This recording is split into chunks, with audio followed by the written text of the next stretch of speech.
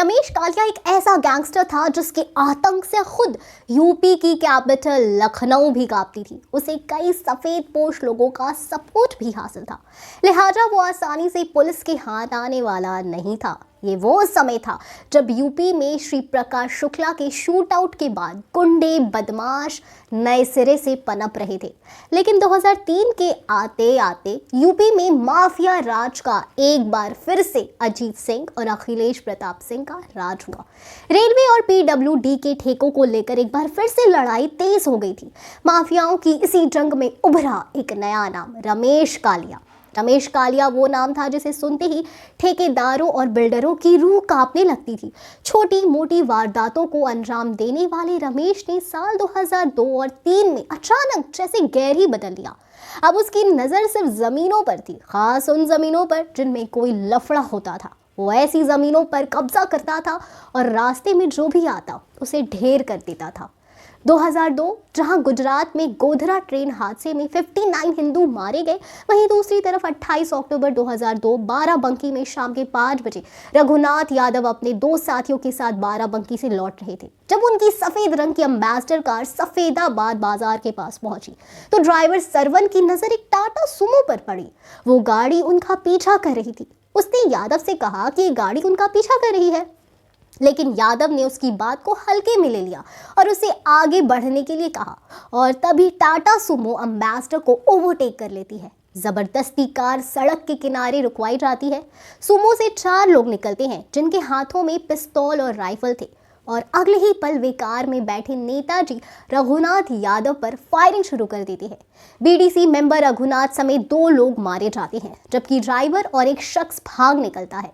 बदमाश फिर सुमो में सवार होकर फरार हो जाते हैं। ये वो वक्त था जब यूपी में समाजवादी पार्टी की सरकार थी। तब मुख्यमंत्री मुलायम सिंह यादव के सामने सबसे बड़ी चुनौती थी प्रदेश की कानून व्यवस्था, खासकर कैपिटल लखनऊ की, क्योंकि कालिया ने उन दिनों पूरी यूपी में अपना आतंक पैदा कर दिया था। और तभी मुलायम सिंह यादव ने एक इम्पॉर्टेंट डिसीजन लिया। उन्होंने डीजीपी के कहने पर मुजफ्फरनगर के तेज तरार एसएसपी नवनीत सिकेरा को लखनऊ बुलाने का नोटिस जारी कर दिया।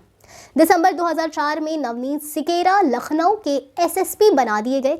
नवनीत इनकाउंटर स्पेशलिस्ट के तौर पर जाने जाते थे। आईपीएस नवनीत बदमाशों के लिए खौफ का दूसरा नाम था। खासकर वेस्ट यूपी के बदमाश तो सिकेरा के नाम से ही कांपने लगते थे।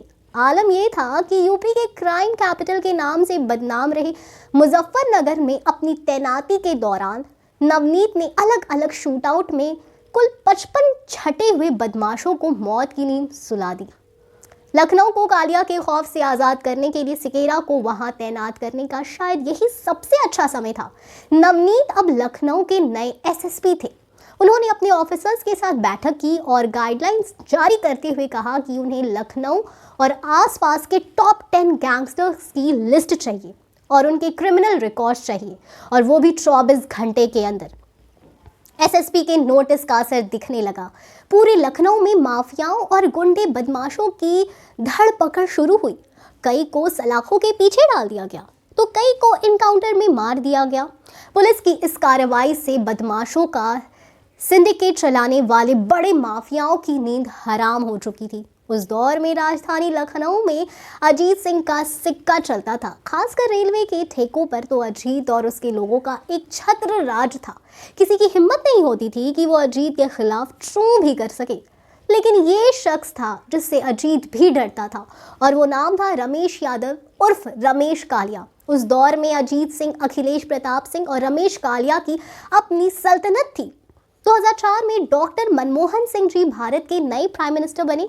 2004 में उन्नाव लखनऊ से सटे उन्नाव डिस्ट्रिक्ट के एक गेस्ट हाउस में समाजवादी पार्टी के बाहुबली एमएलसी अजीत सिंह का जन्मदिन मनाया जा रहा था। देर रात तक अजीत सिंह की बर्थडे पार्टी चली। नशे में धुत गनर और अजीत सिंह के चेले हवा में फायरिंग कर रहे थे। तभी अचानक एक गोली स्विमिंग पूल के नजदीक बैठे अजीत सिंह के सिर को छेद कर बाहर निकल गई। वो जमीन में लुढ़क गया। अब रंग में भंग पड़ चुका था। फौरन अजीत सिंह को उठाकर इलाज के लिए कानपुर ले गया, लेकिन तब तक बहुत देर हो चुकी थी। उस दौर में रमेश कालिया ने पूरे यूपी में आतंक मचा रखा था। कालिया की तलाश में लखनऊ पुलिस दल बल के साथ उन्नाव के कई ठिकानों पर रेड करती रहती थी, लेकिन हर जगह पुलिस को नाकामी ही मिली। तभी पुलिस को इम्तियाज नामक एक बिल्डर ने कालिया के खिलाफ कंप्लेंट दी। उसने पुलिस को बताया कि कालिया उससे 5 लाख रुपए मांग रहा है। एसएसपी नवनीत ने फौरन उसे बुलाया। इधर पुलिस कालिया के खात्मे का प्लान तैयार कर रही थी, उधर कालिया बेफिक्र घूम रहा था। उसे नहीं पता था कि इम्तियाज की शक्ल में पुलिस को उसके खिलाफ एक तुरुप का इक्का मिल चुका है। एसएसपी ने इम्तियाज के जरिए रमेश कालिया तक पहुंचने का प्लान बनाया। 10 फरवरी 2005 को एसएसपी के कहने पर इम्तियाज ने कालिया को फोन पर कहा कि वो कुछ पैसे अभी देने को तैयार है। इस पर कालिया ने उसे मिलने का टाइम दे दिया। बातचीत बेशक नॉर्मल थी, लेकिन घबराहट में इम्तियाज की सांसें तेज हो चुकी थी। इम्तियाज इसलिए भी ज्यादा घबराया हुआ था क्योंकि अब उसकी कालिया से मुलाकात का वक्त और जगह तय हो गया था। वो टाइम आ चुका था जब इम्तियाज को कालिया से मिलना था। एसएसपी ने इम्तियाज को बताया कि उसे डरना नहीं है, वे उसके साथ साथ रहेंगे। शिकार पुलिस के जाल में फंसता दिख रहा था। पुलिस ने शूट आउट की तैयारी शुरू कर ली। पुलिस की टीम ने कालिया के ठिकाने तक जाने के लिए एक प्लान बनाया और बारात की शक्ल में धीरे से बिल्डिंग को चारों ओर से घेर लिया और धावा बोलने का प्लान बनाया। पुलिस की टीम बाराती बनकर 3 अलग अलग गाड़ियों में बैठकर नीलमत्था के लिए रवाना हो जाती। इम्तियाज अपनी कार में पुलिस वालों से थोड़ा पहले रवाना होता है। इम्तियाज के पीछे पुलिस की बारात निकल पड़ती है। इम्तियाज कालिया के मकान में डरते डरते दाखिल होता है। कालिया और इम्तियाज के बीच बातचीत होती है। इम्तियाज अपनी जेब से नोटों की एक गड्डी निकालकर कालिया को दे देता है, लेकिन रकम केवल 40,000 होती है। इम्तियाज कालिया से सहम कर कहता है कि भाई गुस्ताखी माफ, ज़्यादा इंतज़ाम नहीं हो सका, बस इतना ही है। इस बात से कालिया उखड़ जाता है। वो नोटों की गड्डी इम्तियाज के मुंह पर मारता है। तभी बारातियों के भेष में आई पुलिस कमरे में घुसकर धावा बोलती है। करीब 20 मिनट तक दोनों तरफ से गोलीबारी होती है। इस दौरान कालिया और उसके 2 गुंडे मौके पर ही मारे जाते हैं। इस खौफनाक एनकाउंटर 2 पुलिस वाले भी मारे जाते हैं और इसी के साथ पूरा होता है मिशन कालिया।